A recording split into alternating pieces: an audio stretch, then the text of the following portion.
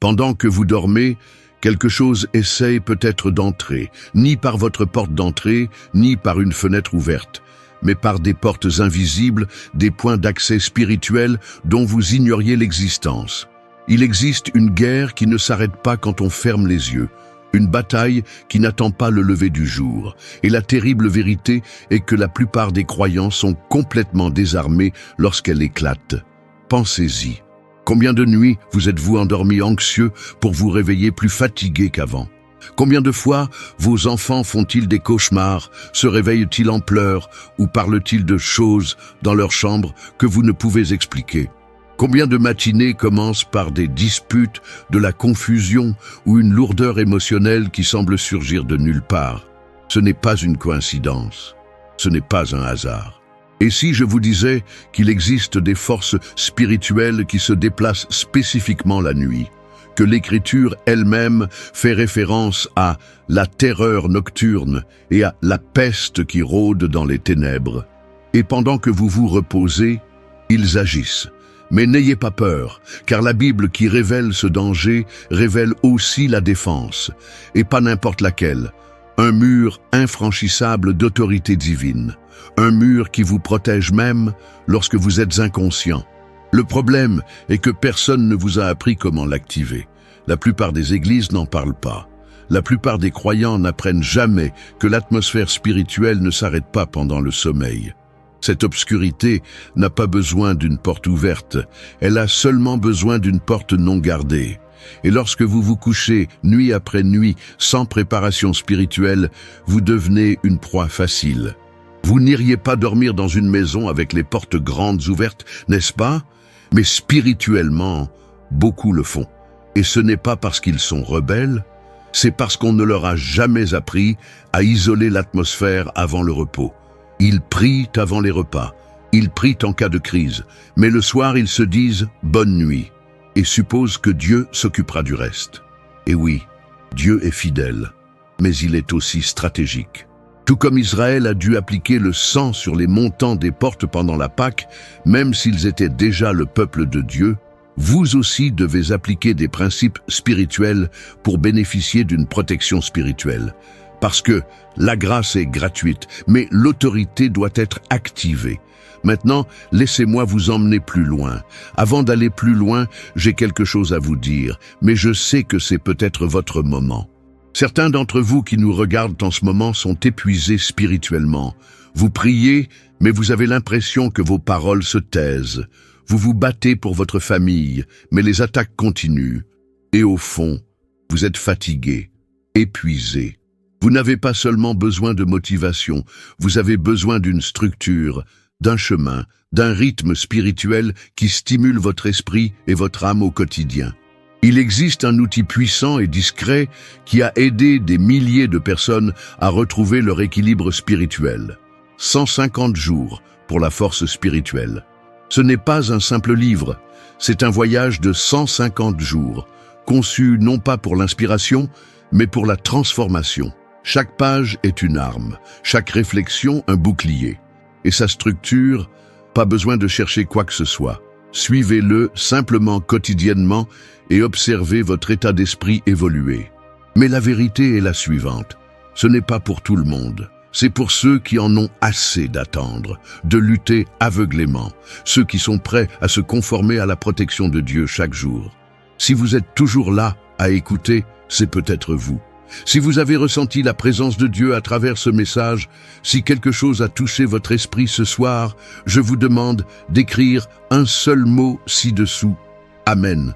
Pas pour moi, mais pour déclarer dans le monde spirituel que vous avez reçu cette parole. Et si ce genre de contenu vous intéresse pour guider votre foi, abonnez-vous à la chaîne dès maintenant. Chaque vidéo est créée avec prière et détermination. Pour que vous ne marchiez plus jamais seul, faites défiler la page. Le premier commentaire épinglé ci-dessous vous y mènera. N'attendez pas. Ces jours de lucidité sont rares, et lorsqu'ils surviennent, vous devez agir. Avant que les distractions ne vous en dissuadent, avant que la peur ne vous en dissuade, c'est votre réinitialisation spirituelle, et la porte ne sera pas ouverte éternellement. Il y avait une femme fidèle, dévouée, une vraie croyante. Ces enfants luttaient constamment contre des terreurs nocturnes. L'un d'eux se réveillait même en hurlant chaque nuit à 3 heures du matin. Les médecins disaient que c'était psychologique. Elle pensait que c'était peut-être émotionnel. Jusqu'à ce qu'une nuit, elle ne s'endorme pas. Elle est entrée dans la chambre de son enfant et l'a ressenti. Une présence, un poids dans l'atmosphère. L'air semblait plus lourd.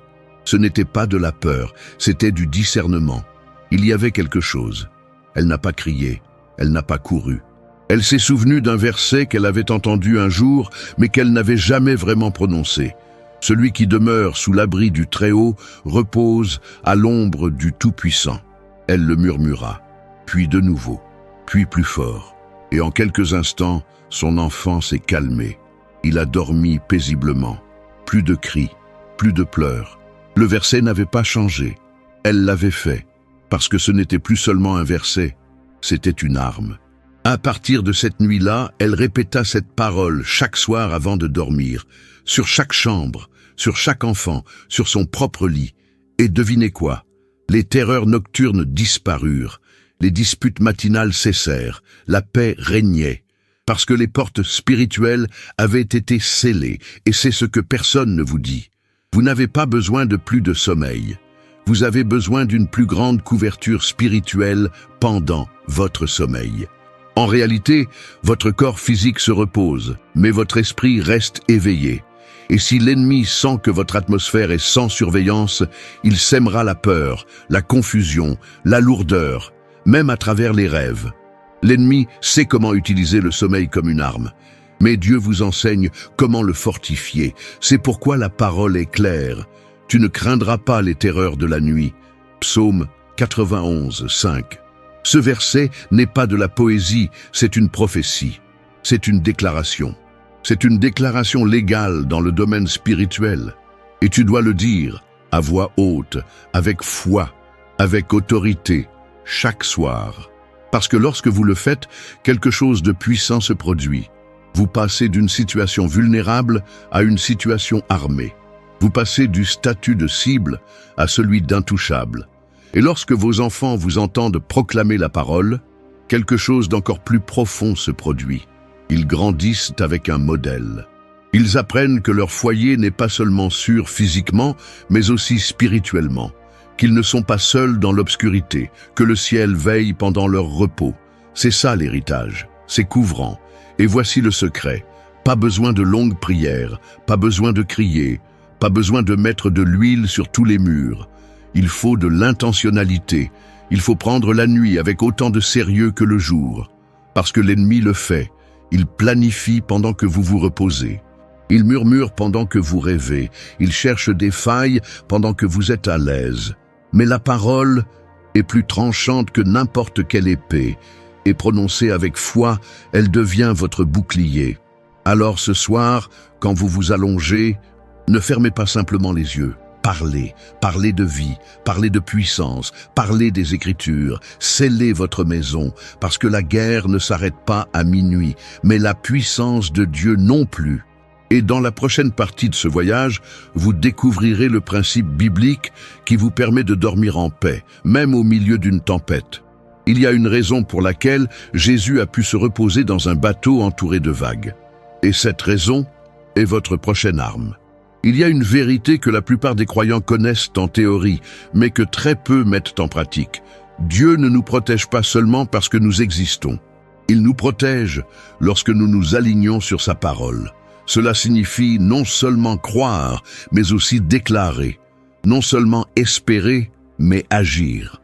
Et même si de nombreux chrétiens comprennent la nécessité de prier en cas de crise, ils comprennent rarement le pouvoir d'établir une atmosphère spirituelle avant même que la crise ne survienne, surtout la nuit. La nuit a toujours eu une signification spirituelle dans les Écritures. C'est l'heure du silence, mais aussi du mystère. Dans l'Exode, c'est pendant la nuit que l'ange de la mort traverse l'Égypte.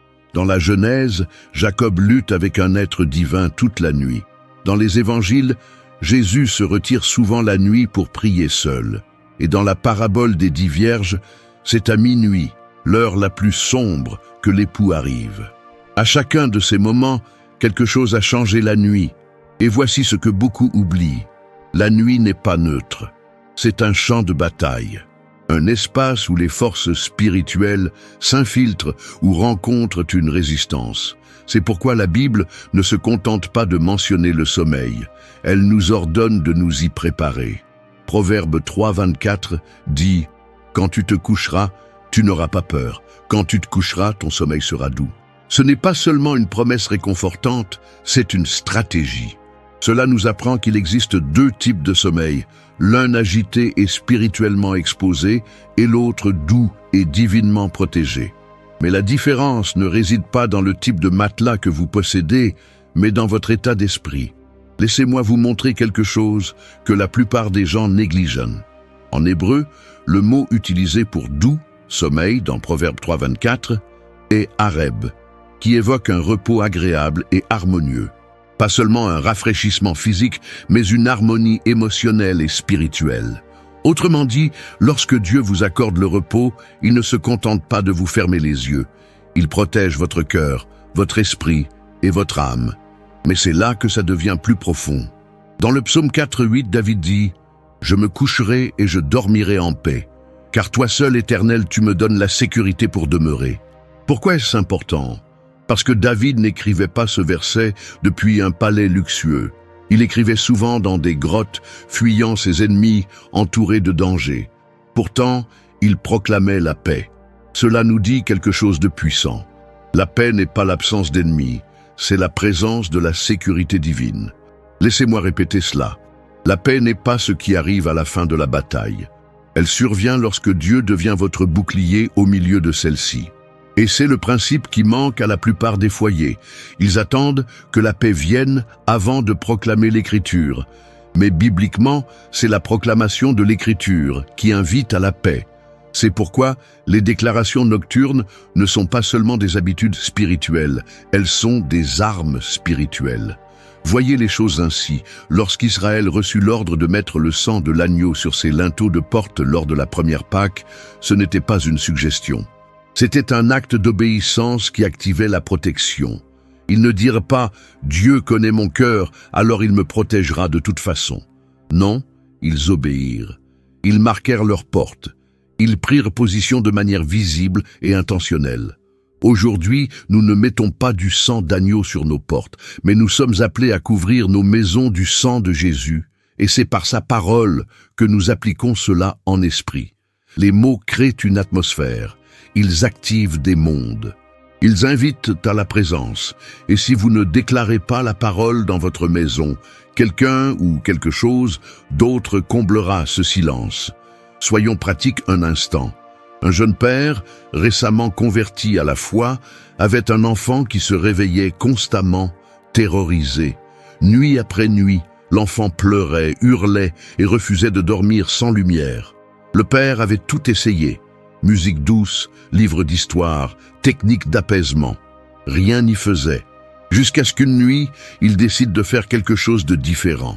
Il entra dans la pièce, posa les mains sur le chambranle de la porte et dit à haute voix « En paix, je me coucherai et dormirai, car toi seul, Seigneur, tu nous fais habiter en sécurité. » L'enfant ne comprenait pas ce que cela signifiait, mais le monde spirituel, lui, comprenait. Cette nuit-là, pour la première fois depuis des semaines, l'enfant a dormi toute la nuit, sans peur, sans réveil, juste la paix. Ce n'était pas de la magie, c'était un alignement. Ce verset est devenu leur rituel nocturne, et avec le temps, l'atmosphère du foyer a changé. Le père lui-même a commencé à mieux dormir. Ses propres angoisses ont diminué. Pourquoi ? Parce qu'en érigeant un mur d'écritures autour de votre foyer, vous ne protégez pas seulement vos enfants, vous disciplinez votre esprit pour qu'il repose sur l'autorité de la parole de Dieu.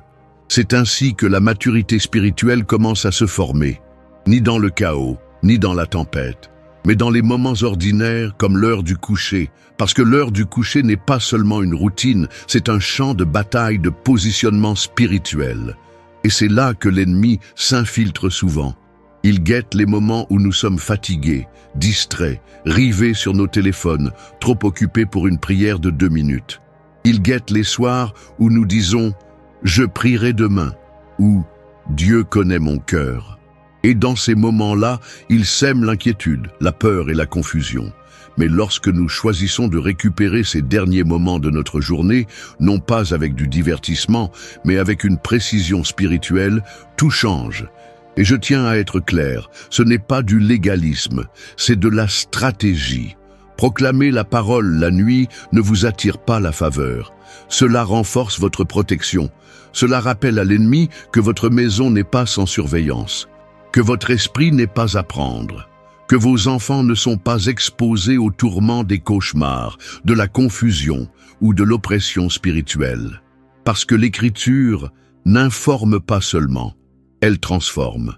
Alors, la prochaine fois que vous vous allongez, ne le faites pas avec désinvolture. Faites-le comme David, proclame-le avec audace, proclamez la paix dans votre chambre, à vos enfants, à votre conjoint, à vous-même. Inspirez-vous du psaume 4:8, inspirez-vous de Proverbes 3:24. Ne vous contentez pas de les lire, proclamez-les, à voix haute, intentionnellement. Parce que le pouvoir ne réside pas dans la croyance silencieuse, mais dans la foi exprimée. Et à mesure que vous adopterez ce nouveau rythme, vous commencerez à le ressentir. L'air de votre maison changera. Vos enfants dormiront plus profondément. Vous vous réveillerez plus léger. Car la paix ne sera plus une quête. Elle sera une quête intérieure. Mais nous ne nous arrêtons pas là. Car si ces principes posent les bases, la section suivante vous présentera le premier de 2 versets puissants qui agissent comme des boucliers spirituels pendant la nuit. Et une fois que vous aurez compris comment l'utiliser, vous ne dormirez plus jamais de la même manière. De nombreux versets apportent du réconfort, mais très peu ont le pouvoir de transformer des atmosphères entières. L'un d'eux est le psaume 91, 5, 6, un verset souvent cité, rarement utilisé. Tu ne craindras ni les terreurs de la nuit, ni la flèche qui vole pendant le jour, ni la peste qui rôde dans les ténèbres, ni la plaie qui détruit en plein midi. Ce verset a-t-il été puissant pour vous aussi? S'il vous a touché, n'hésitez pas à commenter « Amen » dès maintenant. C'est une façon de sceller cette parole dans votre vie.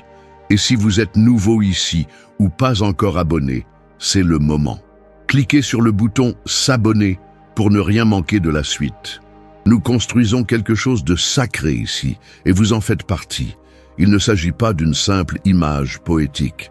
C'est une déclaration militaire, un bouclier prophétique adressé du ciel à ceux qui traversent le chaos sur terre.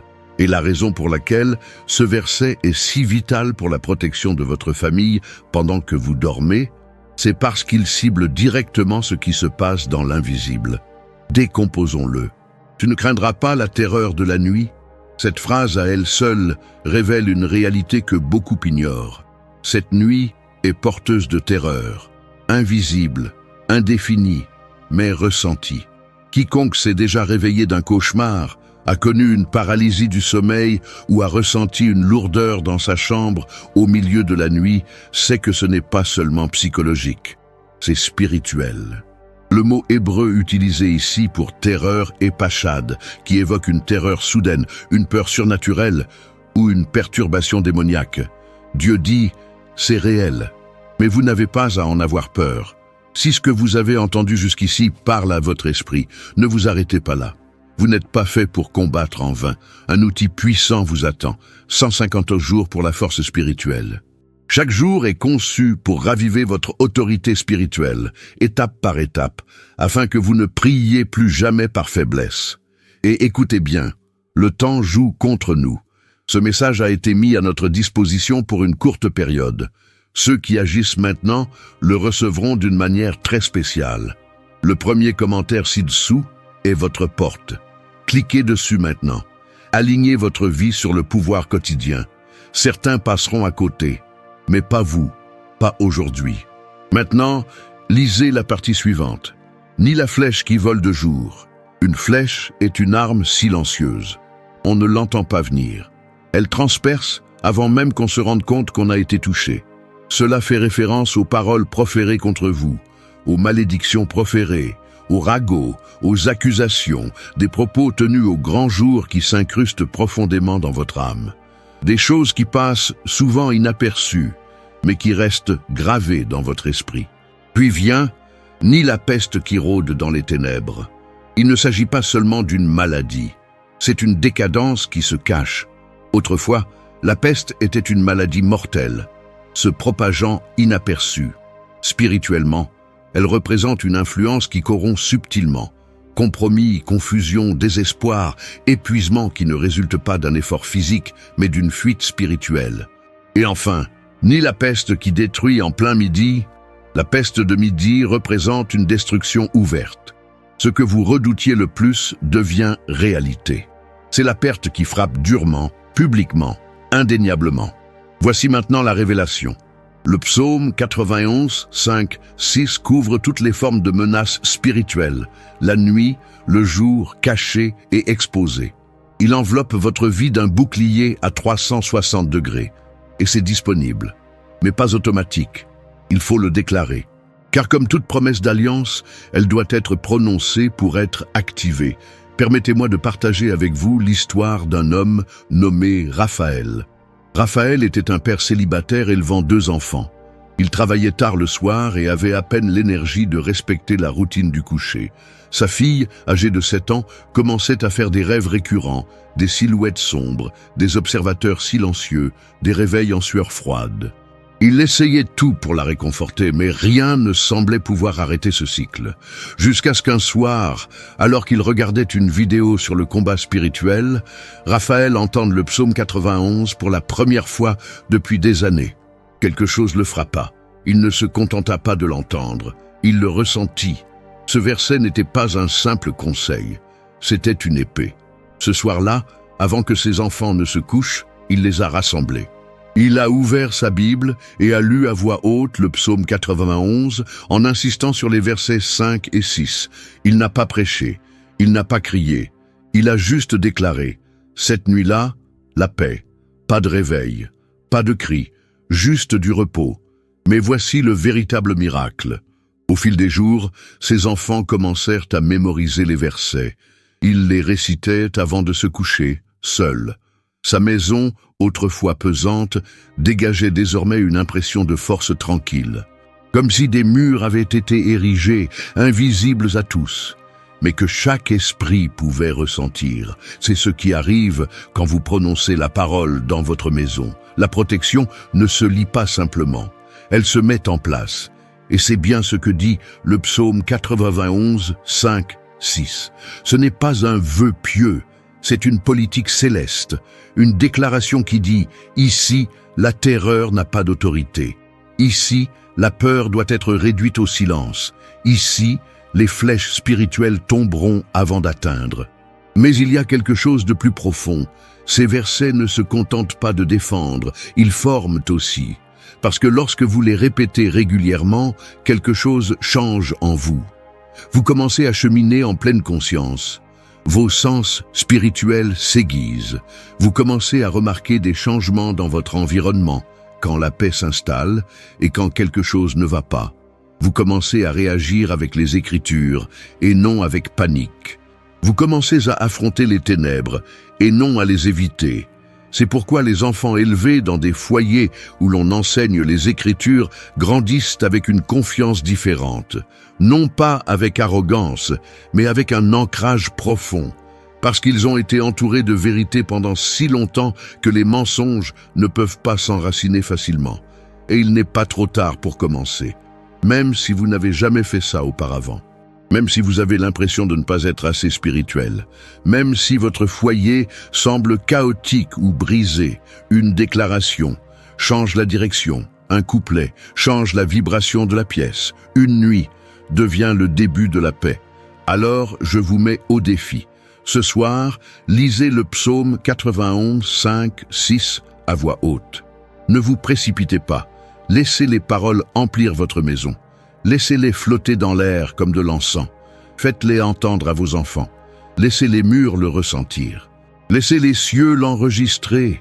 Et si la peur frappe à nouveau, répondez avec la parole, parce qu'aucune obscurité ne peut résister à la lumière qui s'exprime avec foi.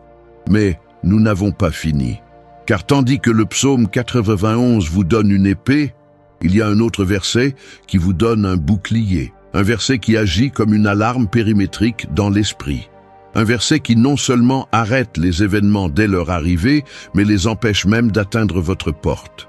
Et dans la partie suivante, vous apprendrez à construire ce mur invisible, dans le silence de la nuit, alors que le monde est plongé dans l'obscurité et le silence.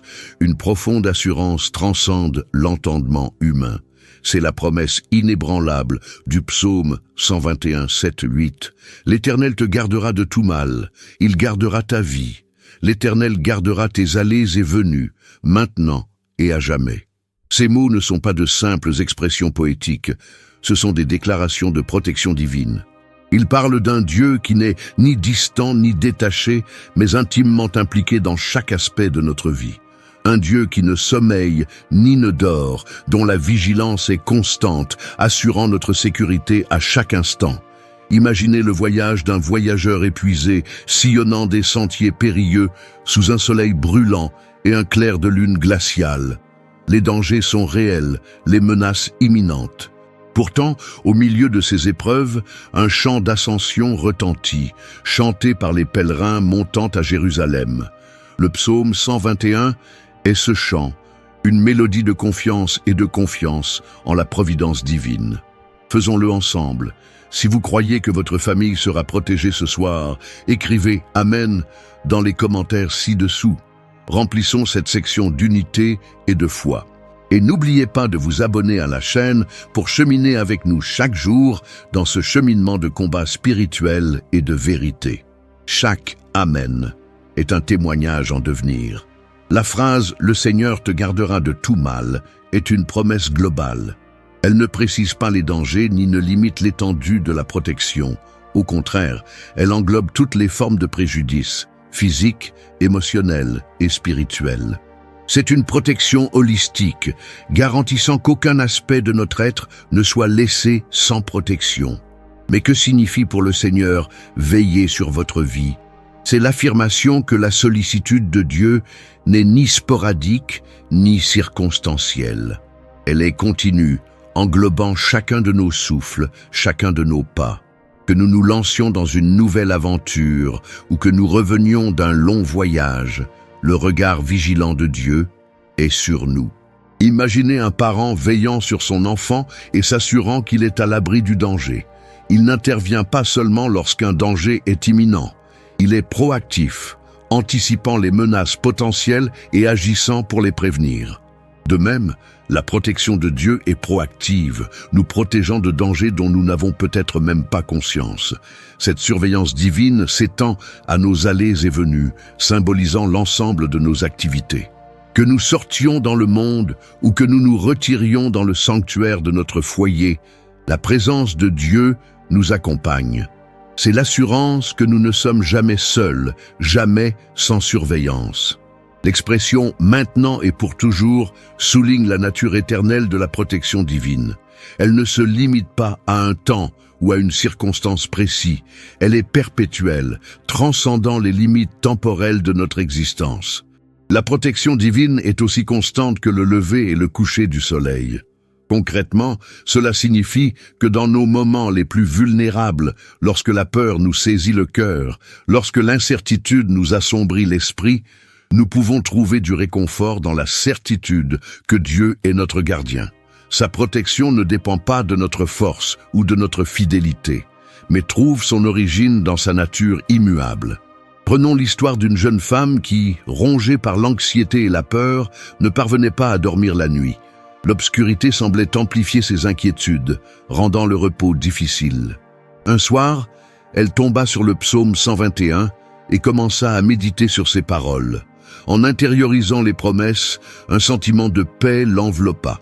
Les peurs qui dominaient autrefois ses nuits commencèrent à se dissiper, remplacées par une profonde confiance en la protection de Dieu.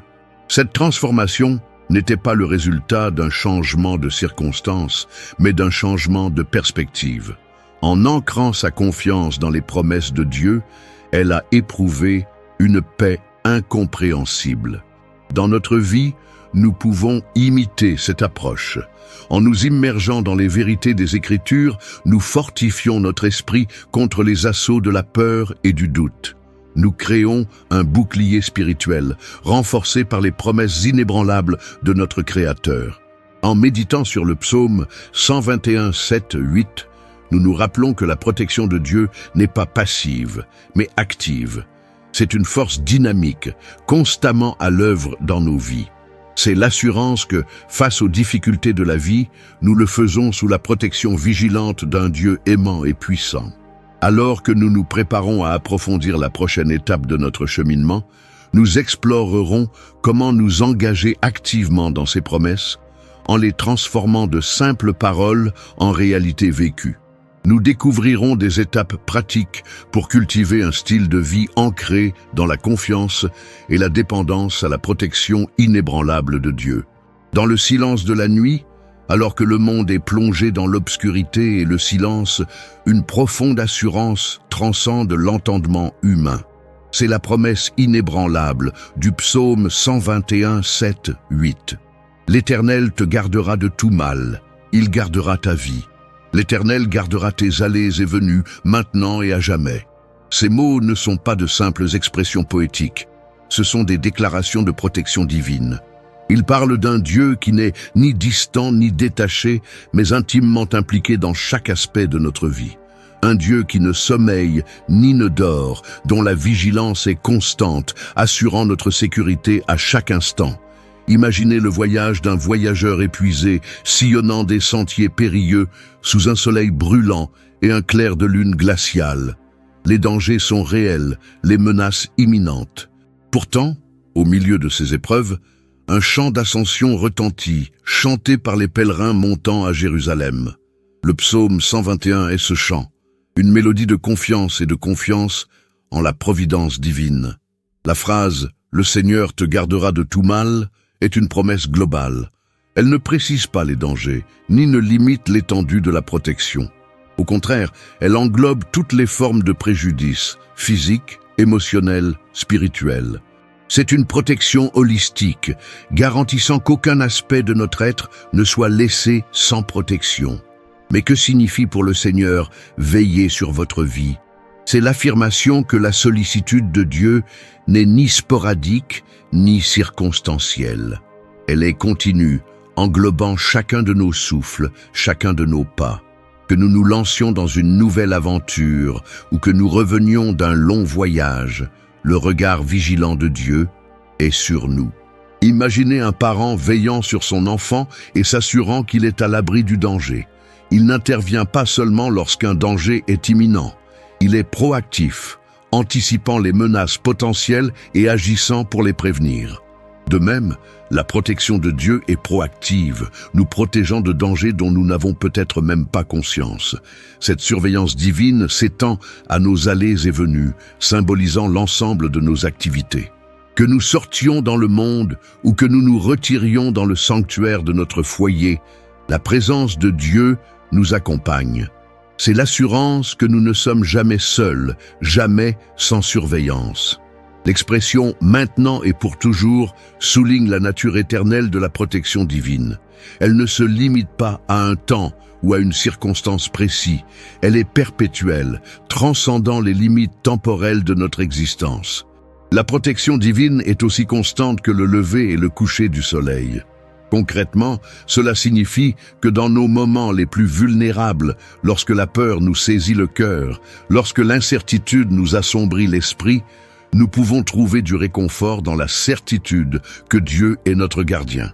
Sa protection ne dépend pas de notre force ou de notre fidélité, mais trouve son origine dans sa nature immuable.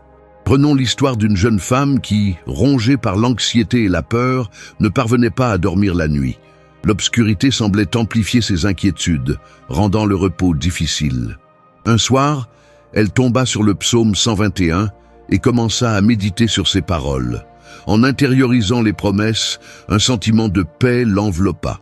Les peurs qui dominaient autrefois ses nuits commencèrent à se dissiper, remplacées par une profonde confiance en la protection de Dieu.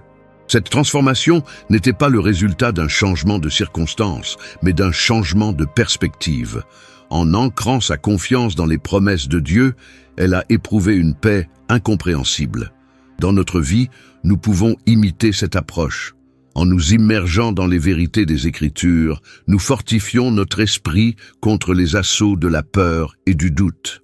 Nous créons un bouclier spirituel, renforcé par les promesses inébranlables de notre Créateur.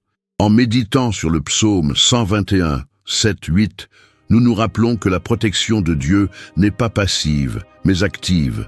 C'est une force dynamique, constamment à l'œuvre dans nos vies. C'est l'assurance que, face aux difficultés de la vie, nous le faisons sous la protection vigilante d'un Dieu aimant et puissant. Alors que nous nous préparons à approfondir la prochaine étape de notre cheminement, nous explorerons comment nous engager activement dans ces promesses en les transformant de simples paroles en réalité vécue. Nous découvrirons des étapes pratiques pour cultiver un style de vie ancré dans la confiance et la dépendance à la protection inébranlable de Dieu.